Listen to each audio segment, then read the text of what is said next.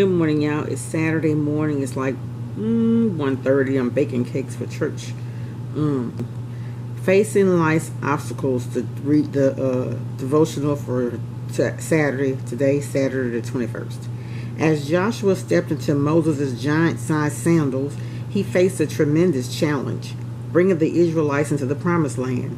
The responsibility was huge, and we can surmise from the Lord's repeated commands to be strong and courageous that Joshua was probably not feeling up to the task. That's Joshua 1:6, 7 and 9. At one time or another, we all face obstacles that seem insurmountable. The question is, how will we respond? Some people try to push through and manipulate their way around the barriers, while others wallow in hopelessness and give up. But the Lord wants us to trust Him to remove each impediment. Any obstacle that stands between us and God's purpose is subject to His supernatural power. Most of us would readily agree that nothing is too difficult for the Lord, but fear and worry reveal our doubts. By focusing on the problem, we allow it to grow and block our view of Almighty God. Knowing the difficulty of Joshua's assignment, the Lord assured him that he would be successful in completing the mission. God's responsibility was to remove every hindrance that stood between the Israelites and the land He had promised to give them. Joshua's job was to believe the Lord and carefully obey all His commands.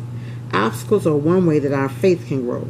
When we are confused and cannot see how God could work out your situation, do not walk away in defeat and miss His blessing. He wants to teach you His way of obedience, trust, and courage. Believe Him. He always keeps His promises. Isn't that so true? And I can remember I was on this job, and this lady told me, she said, you'll never get anything accomplished. And I always listen and take advice, but I know who the God that I serve. And I'm just going to tell you, this situation changed, and nobody but God. And it has happened a lot.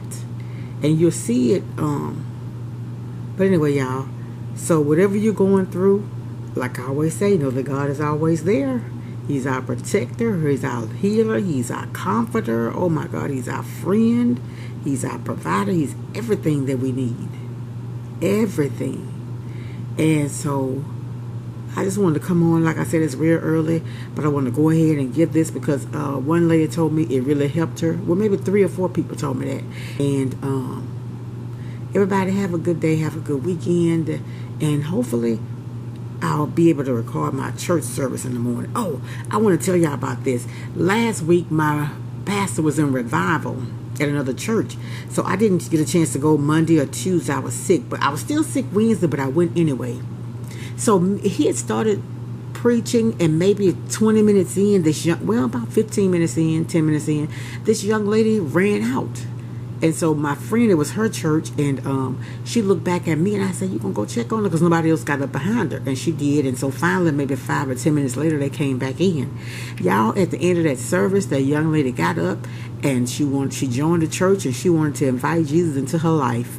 She looked to be early 20s. She said she had been an atheist.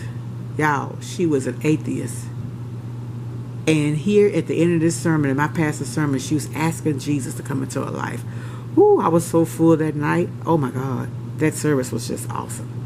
Anyway, y'all, have a good weekend. All my new subscribers, thank you so much for stopping by. Like I always say, it's our love over here. We're shining stars. We're spreading love, light, encouragement, and compassion to everyone we meet. Be blessed. Bye.